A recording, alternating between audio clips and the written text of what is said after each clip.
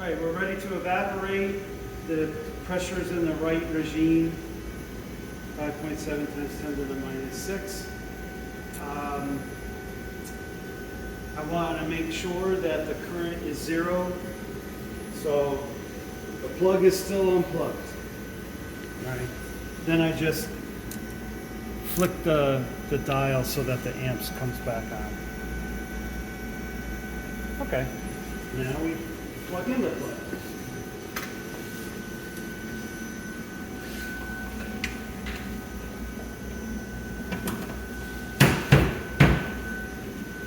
Takes a little persuasion.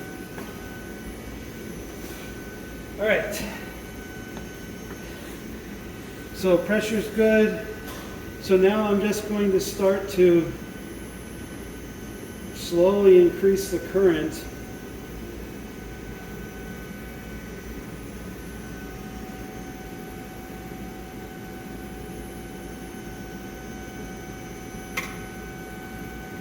Up till about 70 amps, which then the boat should start to glow. All right. I'm just turning this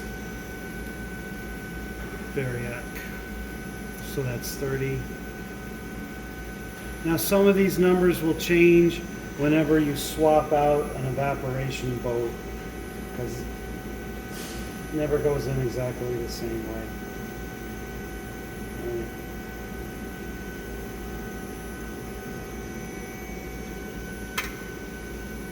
Could be like an amp a second, but I'm not obsessing over it.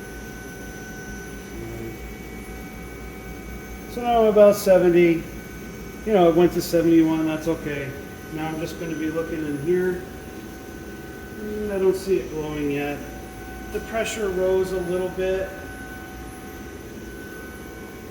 Okay, so I'm just letting it sit there to make sure things are stabilized. All right. And you can see that the current does change a bit as things heat up. I just want to double check. Yeah, not good yet. Okay, so now I'm going to go up to about 80 at the same rate. Again, around 80. The pressure did go up a little. And I'm not quite sure if the camera can see it, but the boat has started to glow red a little bit. All right. Now, as it dries off things like water vapor, the pressure did go up to 10 to the minus 5. So a lot of times I try to hang out here while the pump gets rid of any water vapor. It's usually water vapor is a culprit. And as it heats up the chamber, any water vapor stuck in the nooks and crannies starts to degas. It almost appears like a leak. All right.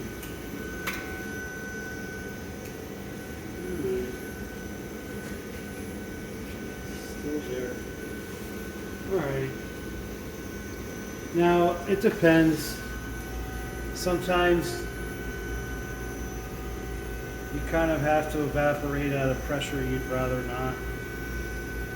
Right?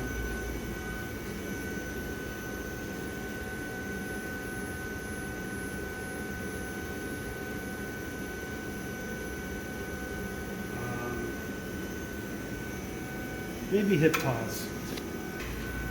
All right, the pressure's dropped down below 1/10 to the minus 5.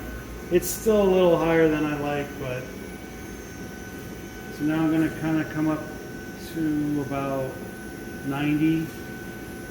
All right. And I can look in the boat and I still see 2 cylinders of aluminum. It hasn't melted. And the pressure went up again. All right. So it's still outgassing. It's not evaporating yet.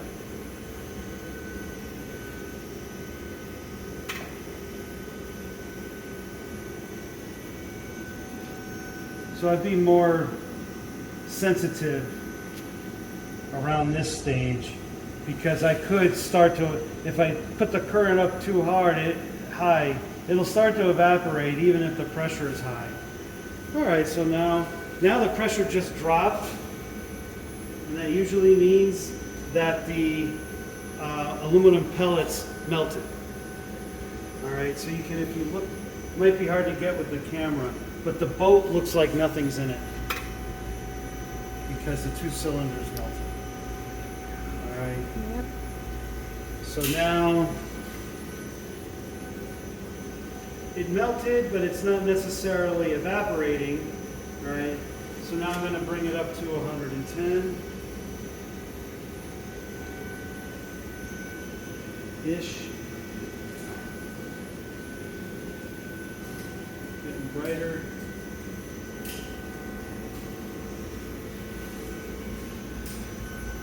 And while I have a thickness monitor, this way of getting the wafer closer to the source blocks the thickness monitor. So I kind of have to just watch it and see it coat the front glass. And you can start to see that it is starting to coat the front glass. And yeah, that boat is starting. Actually, the camera might not show it, but you can kind of see the puddle of aluminum melting back. All right. Now I'm going to give it to 120.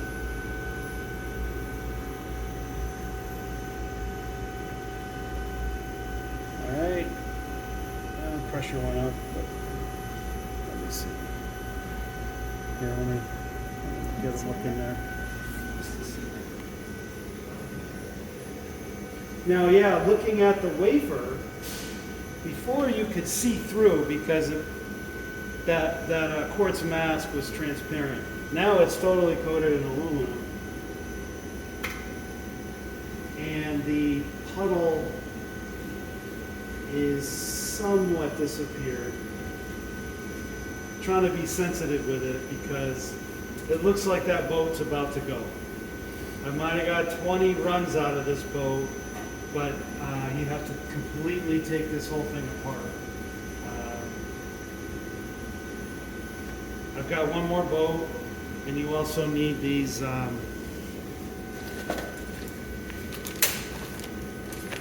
right, I got 2 more gaskets. Those are $10 each. And then I have another boat. If we put it, and while I was jibber jabbering, you can see that it coated the window. Oh, yep. All right. Now you can still see through because it is thin and the boat is quite hot. So I'm just going to start slowly ramping it down at about the same rate. Okay. I'm trying not to thermally shock it, or if it's expanding and contracting, right, I don't want to break the boat that way. I haven't found a lot of details on this. You kind of do it by hand and feel.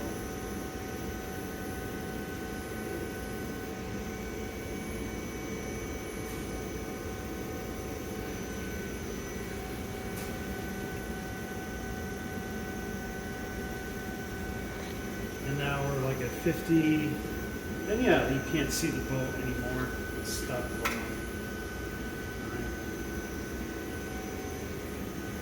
Now, sometimes you have to go up to 130 depending on how the boat is installed.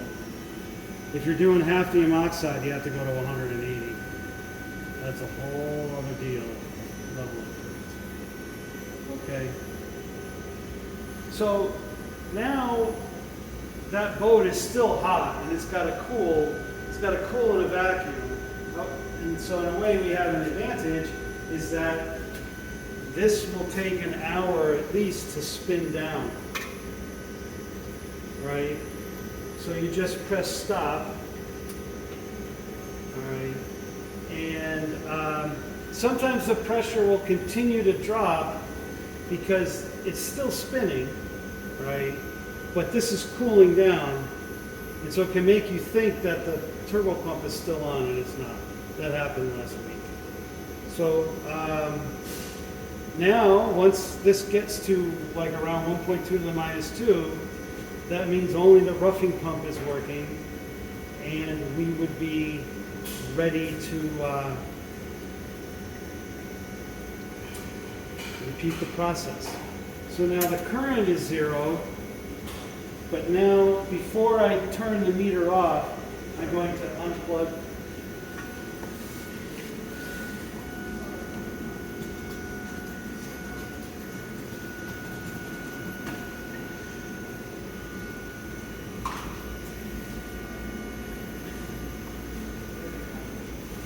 Alright, so now it's definitely 0. Now you can turn the meter off, save the battery a little bit.